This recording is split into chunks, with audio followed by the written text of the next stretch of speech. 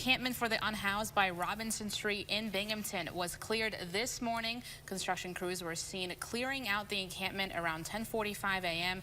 There was a posting at the intersection of Liberty Street and Robinson Street that read, "Private property, Department of Transportation."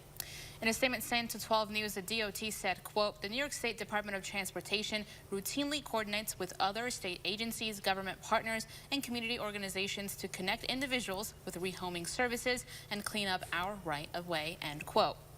They went on to say that they coordinated with the city of Binghamton and that the Binghamton police were clearing the encampment. For the full statement, you can head to our website.